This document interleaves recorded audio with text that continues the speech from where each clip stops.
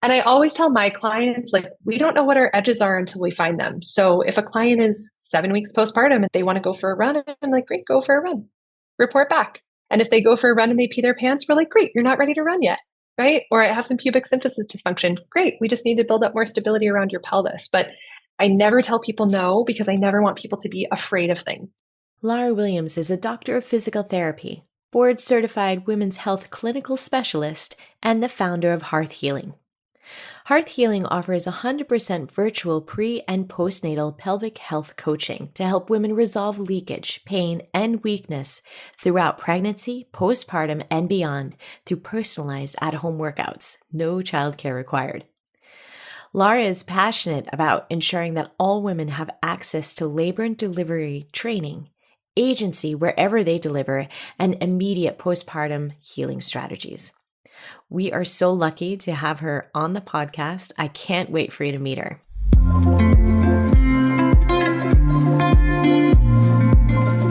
Welcome. Stick around if you want to learn about the art and philosophy of beautiful movement mixed with evidence-based exercise science. We will be having tough and inspiring conversations with other coaches, experts, artists, and athletes. Our goal is to challenge myths, explore concepts, and engage in healthy debate as we dive deep with intrigue and curiosity. I'm your host, Hannah Deutscher. I've been teaching dance, Pilates, and yoga for over 2 decades. And what I've learned is that movement can be the joy that integrates us all together.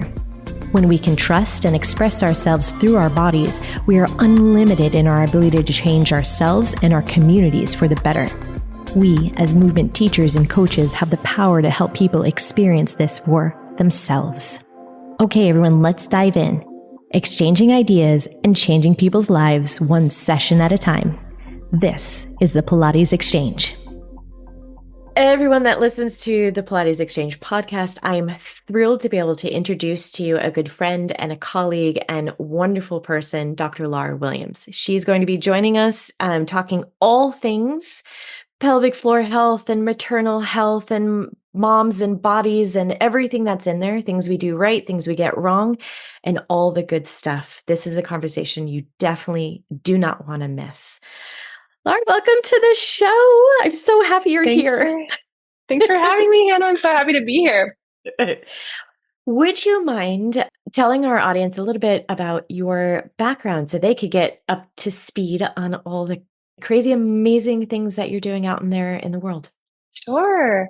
So I am a retired professional dancer, which is how Hannah and I know one another. And I went to PT school as a second career. So I started prereqs in my late 20s and went straight through a doctorate program and then practiced as a physical therapist in an outpatient hospital setting for 7 years. My emphasis was always pelvic health and women's health across the lifespan. I think because it felt like a really natural fit for me as a dancer coming into a part of physical therapy that was neglected and really about that subtle body work. And so that has always been my focus. And 4.5 years ago, I had my first daughter who came via very emergent, abrupt cesarean. And it was pretty traumatic for me. And so going through that personal process really illuminated all of the deficits in the way that I had been treating my patients, but also just these incredible gaping holes in women's healthcare in the modern medical model, particularly in the United States. So I wanted to fill that gap. And so it started this process of me navigating how to offer virtual support for mothers, specifically in the 0 to 6 weeks postpartum space, which is very neglected. And you're sent home with no information about how to take care of yourself, just a lot of fear and a crying baby for 6 weeks. And I wanted to disseminate information that I believe women have an intrinsic right to know about their own healing.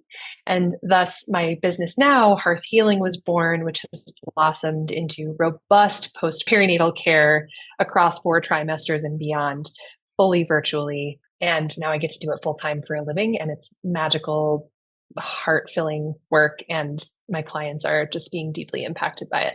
So, and now I also have a 17-month-old baby girl as well. Oh my gosh. All the things. I mean, I think it's amazing when we get to do something that we're passionate about. Not only that, but you have an insight look. You know, we could be passionate about something, but really you have experienced something. I'm sorry that you had a traumatic experience in there as well, Mm, but that trauma and that experience now informs all of the decisions that you're making now. And that's something that I really, with all of our teachers that we really lean into, is that those things that we experience in our lives become our, what I like to say is our superpowers. It informs all of our future things. And what an amazing thing that you get to learn from and teach from. thanks for saying that. Yeah. And I 100% have turned my mess into my message. It colors everything I do. It's the lens through which I treat and care for and support other women. And the fact that I'm walking alongside them in this process, I think brings just a level of authenticity, but also a realistic approach that Mhm. we're not getting from a male physician who's never experienced childbirth, that we're not getting from a busy OB who doesn't have more than 15 minutes to spend with you, right? It's like, how do we create support that actually fits what the demands of life look like for a new mom? I truly believe like this whole business is a synthesis of my personal and professional experience for sure. And that's the way it should be done.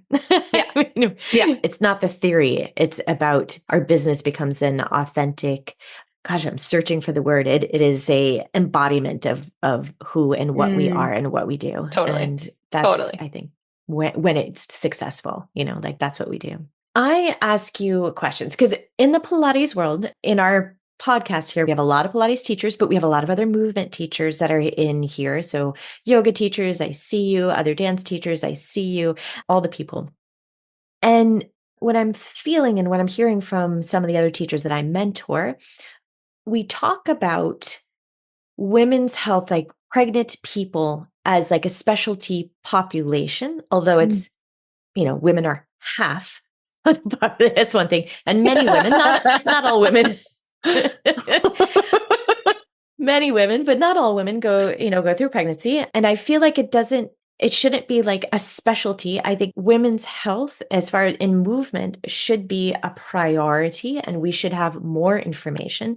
The Mm, information that we're getting in our sorts of teacher trainings is I feel very old fashioned with some bad mm, science that's behind it. So I'd mm. love to talk to you about, like, do you know of any myths when you were dancing or teaching now, like myths that you're like, ooh, that is so wrong. I don't want that. Do you know what Yeah. I'm talking about? Yes. Do I ever? Yeah. I mean, I think everything is a grayscale, and the answer is always it depends, which makes it difficult unless you have really gone in depth into like training about the pregnant and post population to understand maybe the physiological changes that are happening at certain points, the changes that are happening to the cardiovascular system and the nervous system. Like you could really get in the weeds. And then there could be some understanding for some of where these myths come from. But globally, we're way too careful and way too worried and way too tender with our population of women that are exercising while pregnant. Because what we don't do is just simply trust women to be the authority on their bodies. And when we're pregnant, our intuition is never louder about what we need and what feels safe for us. So it is our job to guide people, and it is their job to meet you halfway about what is right for them and feels right for their bodies and their own lived experience. Because all of these things are colored by how active were they before they got pregnant? How much body awareness do they have? What pre existing conditions do they have? Are they having a high risk pregnancy? Are they having a mundane pregnancy? So, certain things that are, given as hard and fast rules that I don't think should be are like you are not allowed to lie on your back when you're pregnant. You're not allowed to lie on your back because you don't want to smush the inferior vena cava and cut off blood flow to the uterus. But it takes some time for that to happen. That rule becomes more prevalent after 28 weeks just because of the size of the uterus and the compression that happens at that time. And when I have women in a fully prenatal class at 28 weeks doing exercises on their back, because there's plenty of other ways to skin the cat. But if they're going to be on their back for like 8 sets of a chest press, that's probably fine. Their symptoms are going to come up before there's damage done, right? They're going to get lightheaded. They're going to get a little nauseous. They're going to feel woozy. And that is going to happen like well before you've done some significant damage, right? So in the medical field, we have to take these relative contraindications and make them rule because you can't assume any risk. And if I was a novice yoga instructor, I would also make them a rule and just not have my pregnant clients lying on their back for a prolonged period of time. But we have to also recognize that there's a grayscale. These are human beings that are feeling and living in their bodies. And chances are they're going to roll onto their backs while they're sleeping for a few minutes, right? Risk benefit. How important is that exercise to that person at that time versus what's the risk to them of doing it? And how do they feel when they do it, right? Why do they need that thing? And then another one is like inverting, like getting upside down, right? Inversions are actually something that we prescribe to women from 17 weeks on during pregnancy as a way to balance the uterine ligaments, right? So there's a ligament that goes from the uterus to the inside of the sacrum called the uterosacral ligament. And man, I am really getting into the weeds here. Careful Love what you it. wish for. Go. Yeah, Okay. that's what we signed up for. Okay, good. This is who you invited on your podcast. So the uterosacral ligament can kind of like tip the pelvis, can kind of pull the uterus like down and under. And sometimes if labor stalls, so if we have labor dystocia where labor kind of slows down, you've been progressing and then it slows down, a culprit can be a tight uterosacral ligament, which doesn't allow that baby to kind of quite engage in the pelvis. And so during pregnancy, a really beautiful way to support lengthening of the uterosacral ligament is to invert. So just to like off the couch or even a down dog or a puppy pose, like get slightly upside down to let gravity pull gently on that ligament. So inversions are really important. And there's no risk to doing that unless you're dealing with someone who has high blood pressure. And so as soon as our blood pressure is elevated, then we want to stop inverting. So the challenge is in an exercise class, are you taking everybody's vitals, right? Like, do you know what the signs of preeclampsia are? And the answer for 99% of the population that's teaching yoga, teaching Pilates is no. Like, we don't know. So that's why you have clients sign a waiver, but also having some awareness of that, I think, is really important just in the way that you structure your classes. But beyond that, and I'm sure there are other examples of this I'm missing, but those are a few that, like, beyond that, our pregnant population should be exercising. All of the literature tells us that exercise improves birth outcomes, it improves postpartum recovery, it improves longevity postpartum. And so there's every reason to do it. It's just about mitigating that risk a little bit. That is beautiful to hear you say. And I think this is what I'm also after, is this information, because I feel like, yes, there's some things that we need to be aware of. And I really wish that there was more time in these teacher trainings to really go, maybe not go into the weeds, but like just to have more awareness altogether, but also just to really understand that, for a lot of the time, moving the body is going to have way more benefits than tiptoeing around and being super cautious about, oh, don't do this, this, and this, and this can happen. Because I also feel like the language that we put around white gloving a woman during that time where she should feel good in her body and learn to trust that intuition. And if we are, oh, don't do this, don't do that, we tend to, I think, exasperate fears. Yep. And yeah, we do way too much of that. And what we do is too much of exactly what you just said. Don't do this, don't do that. But we're not doing enough of do this. You should do this. Here's what to do instead. And so we put these parameters on things like you should only gain this much weight during the pregnancy and you should sit still for the first 6 weeks postpartum and do nothing. But then once you're cleared by your doctor, you guys can't see my air quotes, after they do nothing but ask you what kind of birth control you want and tell you that you're clear for sex and don't look at anything biomechanical, you don't have any strategies. Right. And you're in the most vital, badass time of your life. Like, you are creating human life, and then you're going to evacuate that human life from your body. Like, there's nothing weak or meager about that. It is primal and strong, and it takes all of the energy that you can possibly muster to continue to just like show up and do your life during that time. And so we can take it. Like, we as women can take information. We want information. It's just not being given to us. It's out there. It's in the science. It's in the data. It's not in our hospital system to take the time to educate us and to resource us. It's not in our insurance premiums to pay for that. So yeah, we just need to know, like, what can I do? And what are signs that something is too much? What would be a way to indicate to me, like, oh, that's something I should listen to in my body? right? It's kind of like, when do we push through pain versus when do we listen to pain as our guide? And that it can be like this incredible teacher. Same thing in pregnancy. What are the signs and symptoms that something is outside of my capacity right now? And usually it's just feeling kind of crappy after you do something, right? And I always tell my clients, like, we don't know what our edges are until we find them. So if a client is 7 weeks postpartum and they want to go for a run, I'm like, great, go for a run. Report back. And if they go for a run and they pee their pants, we're like, great, you're not ready to run yet, right? Or I have some pubic symphysis dysfunction. Great, we just need to build up more stability around your pelvis. But I never tell people no, because I never want people to be afraid of things. Do I want you to go for a run at the first 10 minutes after you had a baby? No.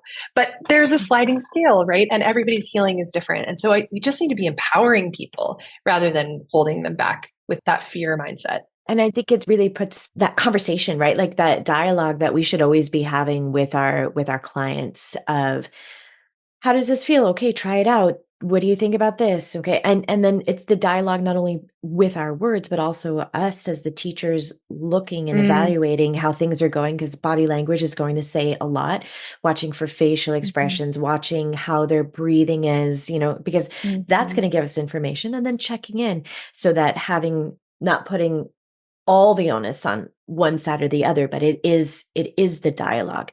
Yeah. 100%. I build everything for my clients in an app. Everything is virtual, but I don't have stock programs that I just use over and over again for my clients. Every single program is hand tailored to that person, because people, as I said, like exactly what you said, people progress at different times and they need different things and they respond differently. And so it is that give and take and feedback loop that allows me to progress them appropriately and safely. Yeah. Can you tell me a little bit about what your feelings? It's like sort of like opening Pandora's box for our Pilates people out here. We are taught to cue pelvic floor, engage your pelvic floor. I think that there's a misunderstanding a little bit about like, what are we cueing? Like in a typical Pilates teacher training and yoga teacher training, there's not any detail into what pelvic floor is. It's just, okay, engage the muscles that are down there. Okay. And so I don't know if we are doing more harm than good. Should we be talking about it? Should it not even be a consideration of saying something like that? What's your feeling? Well, let me ask a follow-up question, which is like, when do you cue it? Like, on what part of the movement do you cue the pelvic floor? Yeah, well, I feel like it might be a little bit different in my situation. So how I cue, just because of the women that are coming to me after pregnancy, so postnatal, they have already, either they're former clients of mine, so they have a really good basis on how to be working. But if they haven't been, anyways, they're doing a course after pregnancy with their midwives. And that takes 8 to 12 weeks of them working through pelvic floor exercises, breathing exercises, how to engage their core or start to repair their core. And that starts right away after giving birth.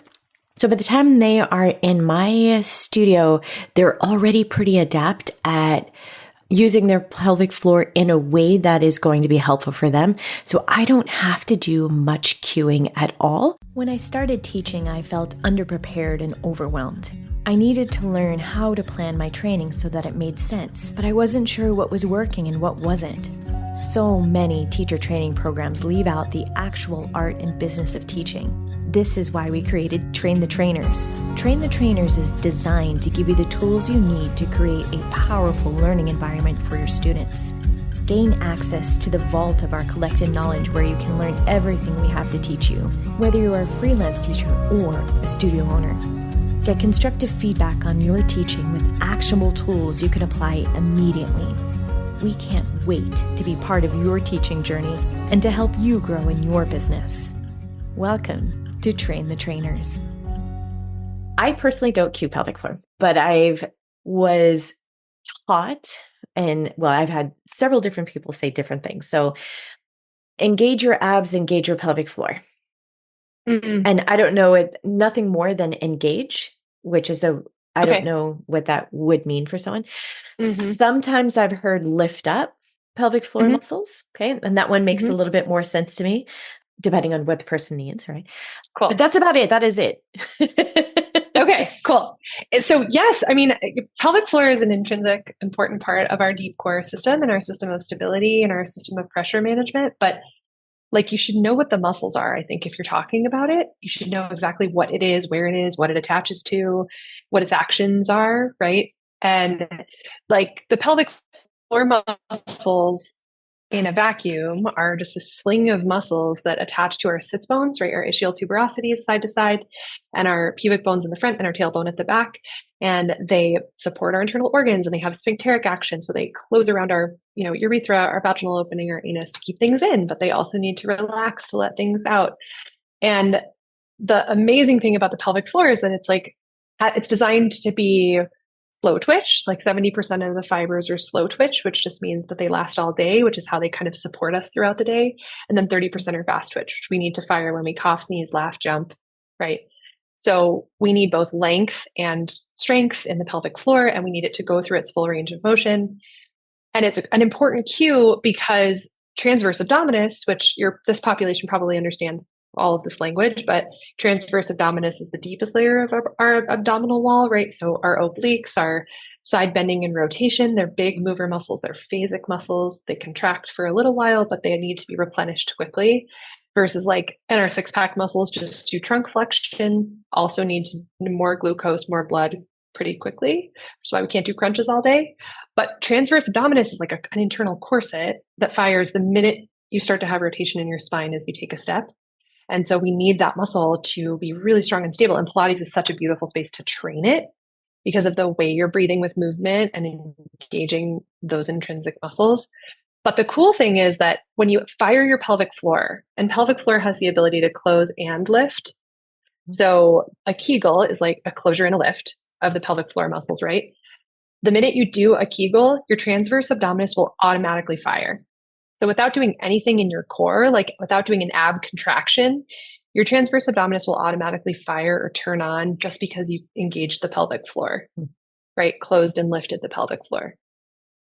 The opposite is not true. So if you just brace your core, like you were going to get punched in the stomach, you actually bear down on the pelvic floor muscles and sort of inhibit them or turn them off. So I love using pelvic floor. Obviously, in my programming, it's all about the pelvic floor first, but I talk about like the pre-activation of the pelvic floor, which should be automatic under force, but during pregnancy, those muscles get so stretched out and inhibited that postpartum, we have to train them to do that timing automatically again. So we have to do really mindful work around what was once automatic to make it automatic again. And so using that cue of, as you exhale, lift the pelvic floor, wrap the deep core, in that timing, lift the pelvic floor, wrap the deep core, promotes that automaticity that once was, that allows us to have spinal stability and not have leakage and feel really strong and toned in our deep core. But that goes back to that piece about this is the information that women should have access to, and that should be just a rite of passage after you have a baby, because this is the missing piece between having a baby and then trying to run again, or trying to go to a Pilates class again, or trying to just dive in where you were rather than laying that really strong foundation again. Did that answer your question? Yeah, it does. Yeah. Okay. So it was like, yeah, and it's more like, no, it's great because, when I have my guests on here, what I really try to do is listen to also what other teachers around me are asking about in different Facebook groups and Instagram groups, and where's the discussion happening so that I can find the best in the field and let's have a discussion about it. Like how do we get better in this area? And I'm going to put this out there. I would love to host you for a masterclass in this area. And I would like to consider everyone that's listening to this podcast, contact me. Let me know if you're interested in doing maybe a masterclass just about pelvic floor for Pilates teachers, because I think this would be really interesting to get into the anatomy from you, because I think you're going to have a great way of describing it. So everyone's going to listen and get back to me. We got you. What do you think? No, I have to back up for a second, because in Germany, where I'm at right now, the healthcare system is very different from the American healthcare system. So pre and postnatal care. I know that there's countries that do it better than what we have here, but it is quite a robust thing because we have Hebamas, which is like the midwives that will come in right after birth Mm, and make sure that the women are getting checked up. I think it's every couple days in the beginning, and then it shifts to a week, and then every couple weeks, and so that they're getting taken care of. So in my studio, by the time I see a woman that has been cleared for doing exercise again, she has gone through all of her checks with her hebama, so the midwife for pelvic floor, and that she is in the clear to start moving her body in a different way. So sometimes I back into light exercise. So mhm. sometimes I'll see women that are just a few weeks after, and then sometimes it's a little bit longer, but that's a different kind of conversation that we have here. Women are coming back in to a postnatal Pilates class with me. The type of core work that I'm doing in our classes is different than maybe what, like, I feel like my women are more knowledgeable of what they're allowed to Mm, do and how it feels in their body just because they've had more care and healthcare around it. mhm. So they feel empowered. So I feel empowered as a teacher. And that is not the case in all places, all No. countries. So can you tell me from your point of view, and you were saying it is case by case, but like when are women, I'm going to use air quotes here, ready to work their core? Because that is something that I hear all the time. Okay, well, I want to do a core. I want to get my body back. I want to get my core in shape and stuff. Mhm. Let's just talk about what is that? What are we doing? Yeah. So in a traditional like space in the States, you go home from the hospital with nothing. You wait 6 weeks to be seen by your OB again. They clear you, and then you're supposed to just sort of figure it out. Like then maybe you were a runner, so you try going for a run. Maybe you want to get back to yoga, so you go to yoga. Or if you're lucky enough to be referred to a pelvic floor physical therapist, then often that pelvic floor physical therapist has a 6 to 12 week wait list. And so now you're what we identify as like the fourth trimester, that first 12 weeks postpartum, which is a really important, valuable time to start the healing process, is over. And so you've been 3 months, a new, sleep deprived mom with no information about how to take care of your own body because you were told you needed to be cleared to exercise. But what I do in my business is most of my clients start with me during pregnancy, actually. I have plenty of clients that start with me, postpartum, and it's all virtual. So my clients are all over the country, and many of them are, up to 20 years postpartum. But if I'm with them during pregnancy, we've done labor and delivery training. We've talked about the biomechanics of birth and how to mitigate injury during labor and delivery. And then they have a week or so where I'm sort of in their pocket, but they just get to go home and bond with baby. And then at week one, we're starting again. And at week one, we're starting to wake up the pelvic floor and core, right? We're not doing crunches. We're doing breathing techniques that engage those muscles, that bring that motor plan back into their bodies, that wake up those neural pathways again so that the muscles that have been so inhibited by either tearing, stretching, or surgery have the opportunity to like come sort of back on board. Just like we would after any other surgery where we cut tissue and we now have the presence of scar tissue and inflammation, we have to wake those inhibited muscles back up and refire that timing of those muscles. So that's just what we do postpartum. And we start at week one. You wouldn't have knee surgery and wait 6 weeks to start therapy because you would have a knee that lives in a flexion contracture. So I treat this the same way. It's early surgical, early trauma recovery. And we're engaging the core right away because we're trying to get those muscles to fire in the correct timing, right? So they're not going to feel that kind of like activation right away. And they might still feel like their tummies are a little bit soft and their diastasis is present for those first 6 weeks or so of working with me after their baby is born. The difference that I see in my clients that I'm working with now who are 7 months postpartum than my clients that I didn't see until they came to me at 12 weeks postpartum is night and day. Like they Mm. are craving more movement. They're ready to go to Pilates. They want to get out of the house. And I feel that that's safe for them. They're going to high level vinyasa classes and they're making modifications, right? They know, okay, I can only do what I can do if I can keep the breath control really clear, if I can always pre activate my pelvic floor, if my spinal alignment is really good. But with those parameters, then they're free to kind of find their edges and push those boundaries a little bit. So I think it's about early intervention and early onboarding of those muscles so that you get back to those things faster, but safely. We have to lay that foundation first and then move on. And so if someone hasn't had any true postpartum recovery or rehabilitation, a lot of those women go back to those things, but they are now experiencing low back pain, hip pain, leakage, ongoing diastasis rectus abdominis, just dysfunction that is a result of not really like mastering those basics early on. That makes sense to me. And I like the way that you made the analogy of like it's like another injury, right? Like the Mm-hmm. body needs to heal and we need to start working right away. I only thinking about like my hip injury when I had my hip replacement, then it was, get out moving. Does it Day one. day one, you are Day one. moving. I can't even Mm-hmm. imagine what that would have been like had I just laid in bed for 6 weeks and, okay, Right. now you're ready. Right. Now it's time to Right. go. No, by 6 weeks, it was okay.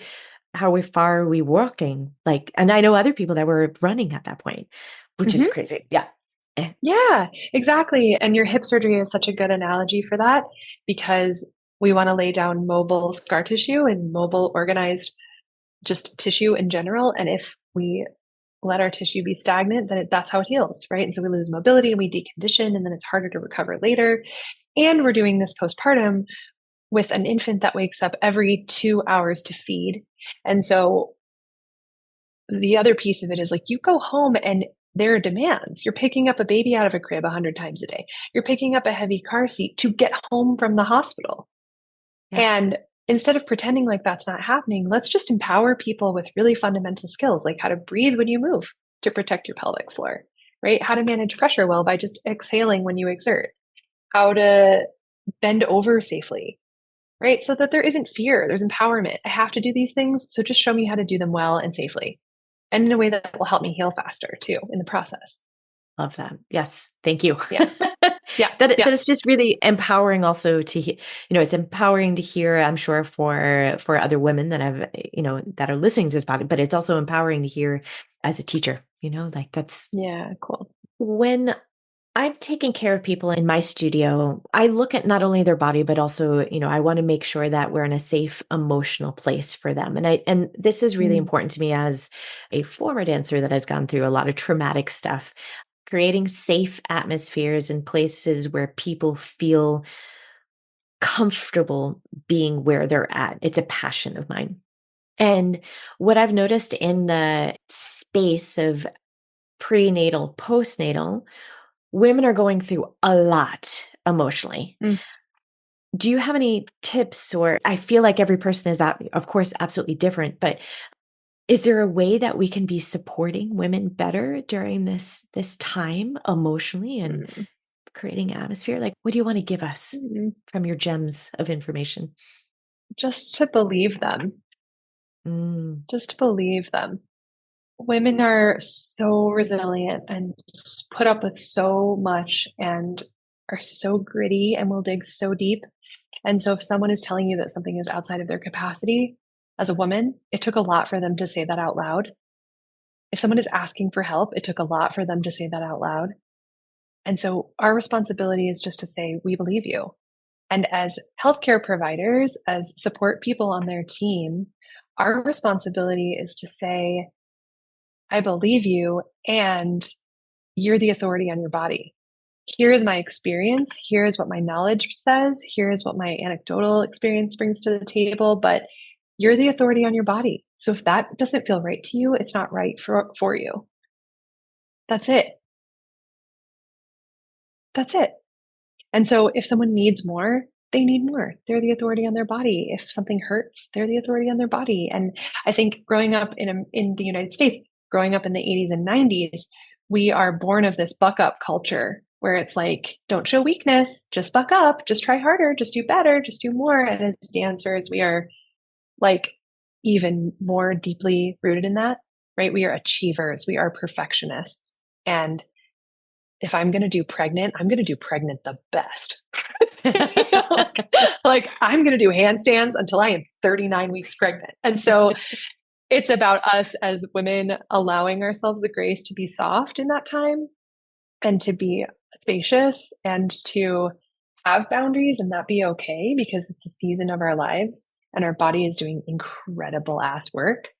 But then for the people around us to just say, okay, when we state a boundary, because it's not often that we do that. And it's a big deal if we do. Those are words to live by. Thank you. That was the gem of information that I was looking for. I think it's highlighting what those of us that have been in the field a long time do anyways, but just again, saying it again and again, Yeah. louder and Yeah. saying it in different ways. That's powerful. Thank you. Yeah, of course. And I'll add to just that there are certain things that come up as real subtleties in our body. And so there isn't always an answer. I don't even always have an answer for something, but you could be having, some discomfort under your rib cage, and that could be a sign of advanced preeclampsia or help, right? But you might think like, well, they're in a Pilates class, so their core is engaging and they're just feeling those muscles. But if someone who lives in their body tells you that something feels outside of, like, no, I know what muscle activation feels like. This is something different. Or I'm just feeling really lightheaded.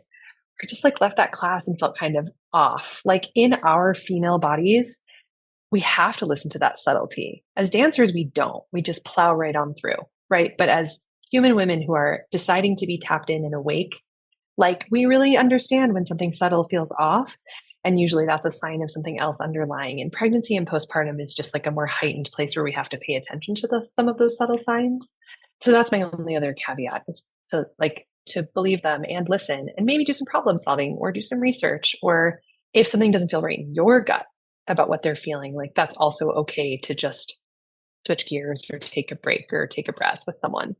Good. And refer out. Like if we don't have, so I'm always saying, like it's outside of my knowledge base and comfort level. No. So I have a list of people that I call and say, okay, I'm going to send you over here, check this person out, because I think it's a sign of knowledge from the teacher part. Of like, this is what I know. This is what I don't know. I'm scared of the people that know everything, actually. Yeah. Oh, absolutely. If they think they have all the answers, woo, that's scary. Yep. It's a sign of knowledge, but it's also a sign of caring, right? Like I'm going to tap into my resources to give you the knowledge that I don't have. Yep. So please go check this one out because I feel uneasy here. Totally. Wow. Totally. And I do that all the time. I never have all the answers. And I'm always saying, especially in a virtual capacity, like there's just boundaries to what I can do. I'm working as a coach. I'm not working as your doctor of physical therapy in this space. And so I'm the first to tell people you have to go see an in-person provider. You have to have someone evaluate that hands-on. You have to go see your OB, right? That's my responsibility to know like what the boundaries are of my ability in that moment to help someone. Do you have any last parting word? I mean, this has just been a brilliant conversation. I could have you on here for hours at a time, but maybe there'll be a follow-up and maybe we'll have our masterclass on here with you. But cool. Do you have any last words for us teachers out there? I think, first of all, I'm just so grateful to be here and have this conversation with you. And I think it's such an important space. And as a yoga teacher for 17 years myself, this has also like really informed the way that I teach and the way that I, support my students. And now I teach teacher trainings and build anatomy of yoga curriculums for teacher trainings. And that I think is really the piece that feels so important to me is that there isn't enough of this education in our trainings. And you can't get everything in. Pilates training is much more robust than yoga, I think, but yoga teacher training is 200 hours and you don't have to have any prerequisites to do it. So the anatomy is brief and it's an overview, and I will spend my life studying anatomy and never scratch the surface of understanding, right? So just take the time maybe to find a continuing education course. There's a lot of great online certifications, to do something in person and actually take like a course where you learn about how to evaluate the pelvic floor in person, even though you'll never do that in your space. But if you work with this population, I think there's a responsibility to at least understand the fundamentals of the anatomy so that you can nuance your classes to that population and just give them such a better experience. Because pelvic health, pelvic floor is a buzzword in the media right now. And just because your personal trainer had a baby does not make them an expert on how to treat pregnancy and postpartum, especially in the presence of dysfunction. pain, imbalances, leakage, and so on. And so like you can be the catalyst of bringing in more good expertise and knowledge so that you're one of the people who's giving valid support, robust support to this population, not somebody that is out there kind of perpetuating myths or fear or hasn't done enough background work to be standing on social media acting as the authority, right? Because you can find great information on social media. It's a brilliant place to learn about your body and find great providers, but you can also get led astray. And not every free YouTube class is made equal. So that's what I'd say, is just take the time to get the education and get the knowledge and learn a little bit about anatomy, because it's fascinating and it'll just make you better at teaching whatever you teach. Yes, yes, yes. All right. So where's everyone going to find you? I'm going to link everything, like all the ways to get in touch through our show notes, but where can they find you on Instagram? Sure. So I'm at Your Hearth Healing, Hearth like the fireplace. Facebook is just Laura Williams, and my website is yourhearthhealing.com. We are taking clients. I'm personally not taking clients, but my team is taking clients. And we're hosting a masterclass on November 11th that is all about kind of beyond the belly band. So what you actually need to know as a new mom to recover your pelvic floor and core. Amazing. Thank you so much for coming on to the podcast today. And we're going to do this again. This has been really important information for all of us out there. Thank you so much. Thank you so much for having me. Thank you so much for joining us today. I hope you enjoyed the conversation. A great cost-free way of supporting us and the podcast would be to give us a 5-star rating. You can also look down into the show notes and grab any one of the free resources for teachers. I hope to see you next week on the Pilates Exchange. Happy teaching, everyone.